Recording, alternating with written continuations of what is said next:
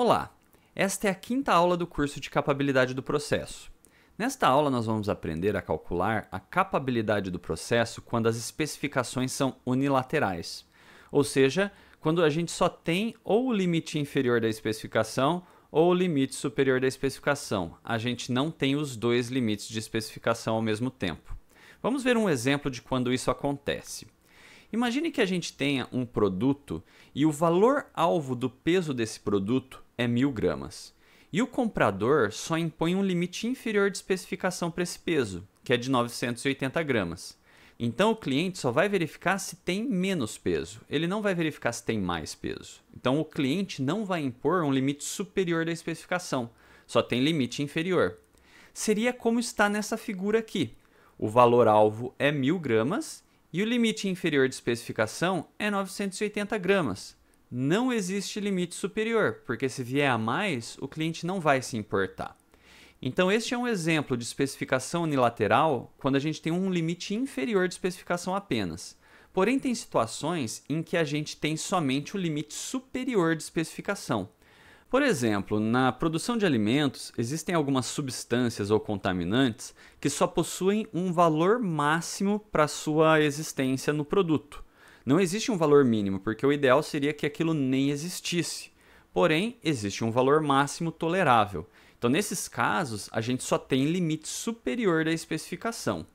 Quando um produto tem limite de especificação unilateral, as pessoas têm muitas dúvidas sobre como calcular a capabilidade do processo, porque os índices de capabilidade geralmente precisam das duas especificações, superior e inferior. Então é isso que a gente vai aprender neste vídeo. Vamos lá! Para o restante desse vídeo, a gente vai usar exatamente o exemplo que eu acabei de descrever no slide anterior, só que aqui eu vou apresentar mais detalhes deste exemplo. Então vamos ler o enunciado. Um reagente químico é comprado em embalagens de 1000 gramas. No contrato de compra, a empresa compradora determinou como inaceitável embalagens com menos de 980 gramas. Então, o que significa isso?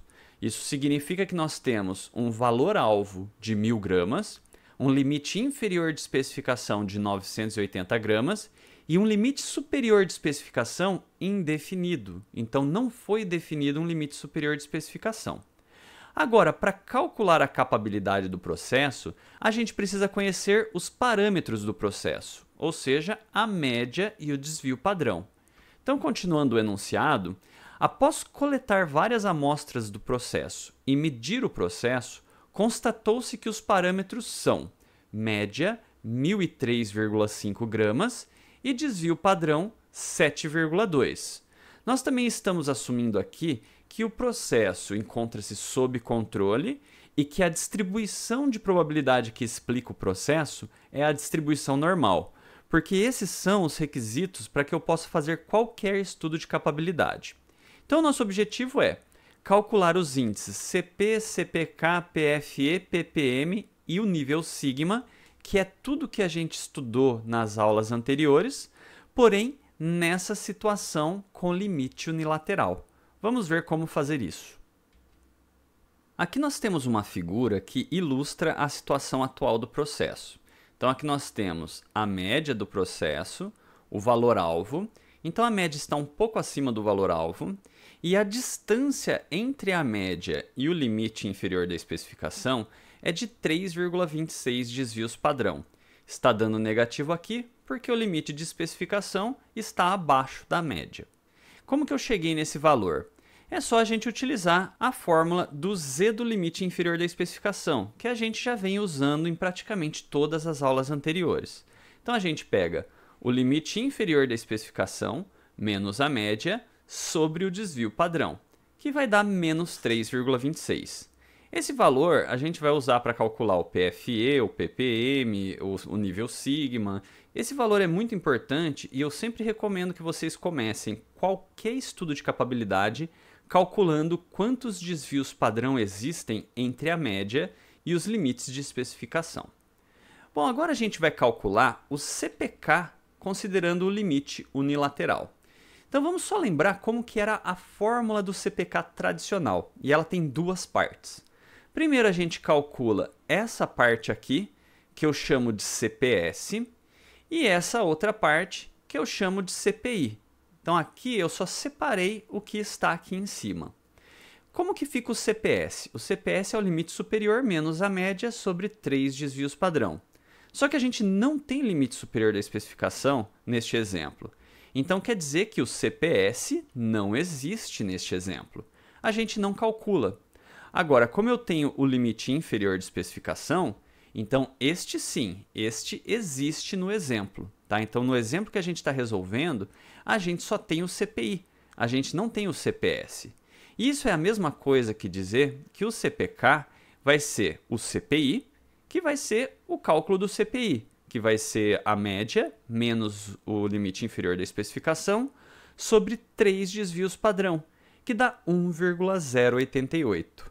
Então, em resumo, quando a gente tem limite unilateral de especificação, a gente só calcula o CPS, se for somente o limite superior, ou o CPI, se for somente o limite inferior. E este vai ser o CPK. Neste caso aqui, a gente tem um processo razoavelmente capaz, porque o CPK deu entre 1 e 1,33. Agora a gente vai calcular o CP. O CP é um pouco mais complicado. Por quê? Porque muitas vezes o CP perde totalmente o sentido quando a gente tem limites unilaterais. Então eu vou mostrar para vocês uma forma como ele pode ser calculado. Alguns softwares fazem esse cálculo, porém a gente vai ver daqui a pouco que ele não faz muito sentido. Bom, então, primeiro, a fórmula tradicional do CP é o limite superior menos o limite inferior sobre 6 sigma. Então, como a gente não tem o limite superior, não dá para usar esta fórmula tradicional. Agora, o que a gente pode fazer? Eu posso substituir esse limite superior pelo valor-alvo e dividir por 3 sigma. Porque se entre o limite inferior e o limite superior tinha que caber 6 sigma, então entre o limite inferior e o valor-alvo tem que caber 3, metade. Então é a mesma coisa que eu falar assim, ó, na figura. Entre o valor-alvo e o limite inferior de especificação tem que caber 3 desvios padrão. Porque no CP tradicional, se fosse entre o limite inferior e o limite superior, teria que caber 6 desvios padrão. Então a gente corta isso pela metade. No nosso exemplo, quanto que daria o CP? Então eu pego o valor-alvo, menos o limite inferior da especificação, e divido por 3 desvios padrão. E aí está dando 0,926. Então quer dizer que o CP deste processo é 0,926. Como que a gente interpreta esse valor? Esse valor significa que se eu centralizar a média no valor-alvo, então o CPK vai ser igual ao CP. Só que quem assistiu os vídeos anteriores sabe que centralizar a média no valor-alvo sempre melhora o processo. Só que quando a gente tem limite unilateral, não necessariamente vai ser esse o caso. Porque aqui percebam que o CP deu menor do que o CPK, sendo que eu centralizei a média no valor-alvo. Então uma coisa que era para ser boa, ou seja, a centralização da média no valor-alvo, passou a ser uma coisa ruim. Por quê? Porque atualmente o meu processo está com a média acima do valor-alvo. Então centralizar a média no valor-alvo significa trazer a média aqui um pouco para a esquerda, o que aumentaria a quantidade de itens fora da especificação. Então quando a gente tem especificação unilateral, centralizar a média nem sempre é uma coisa muito boa. E aí o CP começa a perder o sentido, porque o CP ele mostra quanto que o CPK poderia melhorar se eu centralizasse a média no valor-alvo. Só que se eu fizer a centralização aqui, eu vou estar piorando o meu processo. Por isso que alguns softwares ou alguns consultores de controle estatístico, eles não calculam o CP quando a gente tem limite de especificação unilateral, porque não faz sentido em alguns casos. Porém, como alguns softwares calculam o CP, pelo menos agora vocês sabem como esse valor é obtido. Para a gente calcular os índices PFE e PPM, ou seja, a proporção fora da especificação e as partes por milhão fora da especificação, a gente vai utilizar a distribuição normal padrão. E é por isso que é tão importante a gente calcular este Z do limite inferior da especificação. Porque, para quem já assistiu os vídeos anteriores, sabe que o PFE vai ser essa partezinha em amarelo. E para chegar nesse valor, a gente precisa calcular a probabilidade de Z ser menor ou igual a esse valor aqui. E é isso que a gente está fazendo aqui. O PFE é a probabilidade de Z ser menor ou igual ao Z do limite inferior da especificação. Aí a gente pode utilizar aquela fórmula do Excel, que é o dist.normPN, do menos 3,26, usando o cumulativo verdadeiro, que vai dar esse resultado, que é exatamente essa proporção da distribuição normal. Com relação ao ppm, é bem simples, é só a gente pegar o PFE e multiplicar por 1 milhão, que neste caso está dando 549. Então isso quer dizer que do jeito que o meu processo está, ele vai produzir 549 embalagens abaixo do limite inferior da especificação de peso para cada milhão de unidades produzidas. Porém, aqui tem uma coisa muito importante. Esse PFE e ppm são os indicadores de curto prazo, eles não são o de longo prazo. Então isso significa que amanhã, depois de amanhã, essa semana, esses indicadores ainda são válidos.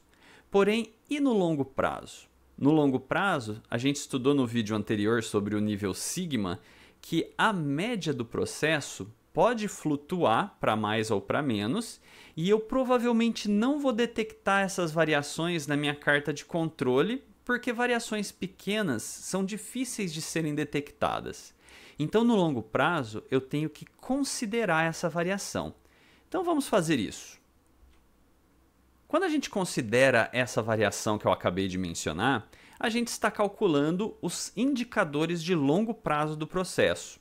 Então, a gente vai calcular aqui o nível sigma, o CPK de longo prazo, e no próximo slide a gente vai lidar com o PFE e o ppm de longo prazo. Bom, primeiro de tudo, o nível sigma do processo. O nível sigma é muito fácil de ser calculado, porque ele é o próprio Z do limite inferior da especificação. Então, o nível sigma deste processo é 3,26. Não é menos 3,26, tá, pessoal? Porque o nível sigma é quantos sigmas eu tenho entre a média e os limites de especificação. Agora, para calcular o CPK, eu tenho que descontar 1,5 desvios padrão na distância entre a média e o limite inferior da especificação. Isso significa que essa média aqui, ela pode flutuar para mais ou para menos 1,5 sigma e provavelmente eu não vou detectar isso na carta de controle. E aí nós vamos considerar agora o pior caso desse deslocamento, que seria isso daqui. Aqui nós temos o pior caso do deslocamento. Percebam que a média ela pode deslocar até 992,7, que provavelmente eu não vou detectar isso na carta de controle, desde que esse deslocamento não permaneça por muito tempo.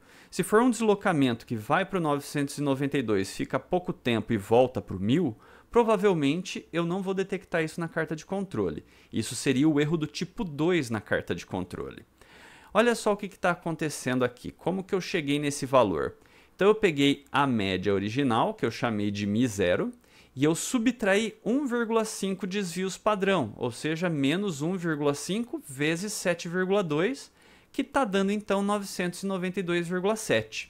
Então esse é o pior caso do deslocamento que eu provavelmente não detectaria.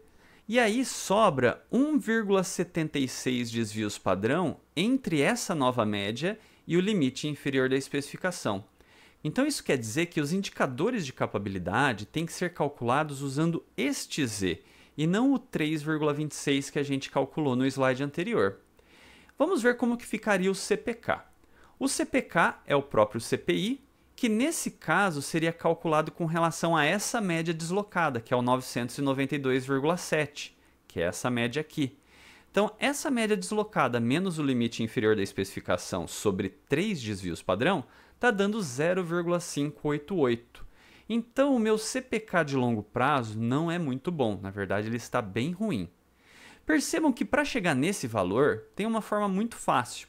Se eu já calculei esse Z, é só eu pegar esse valor e dividir por 3, que vai dar o mesmo resultado. Então eu poderia calcular o CPK simplesmente dividindo o 1,76 por 3. Vai dar sempre o mesmo valor.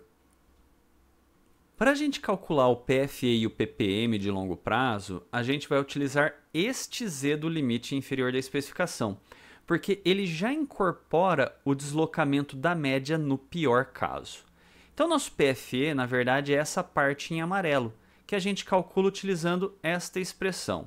É a probabilidade de Z ser menor ou igual a menos 1,76. Aí a gente vai utilizar aquela fórmula do Excel, a dist_norm_pn, aí eu passo menos 1,76 e o verdadeiro, e o resultado é esse, 0,038875. Em porcentagem, é 3,88% dos itens fora da especificação. É um valor bem mais alto do que aquele de curto prazo. Multiplicando por 1 milhão, aí a gente tem o PPM. Então vai dar 38.875 de PPM. Quer dizer que a cada 1 milhão de embalagens produzidas de 1 quilo, 38.875 vão estar abaixo do limite inferior de especificação de 980 gramas. Então percebam que no longo prazo a capabilidade do meu processo não é muito boa. Para eu deixar esse processo melhor, eu teria que trabalhar em duas frentes. Primeiro, tentar reduzir o desvio padrão ao máximo, e depois, se eu não conseguir reduzir muito esse desvio padrão, eu teria que elevar a média um pouco mais para aumentar a probabilidade de os meus itens ficarem dentro da especificação. Bom, pessoal, então assim a gente finaliza esse vídeo. Tá? É dessa forma que a gente lida com especificações unilaterais. Eu sei que é um pouco mais complicado do que quando a gente tem os dois limites de especificação, porém é muito comum a gente encontrar situações em que só existe um dos limites de especificação. Então agora vocês sabem como lidar. Bom, então até um próximo vídeo.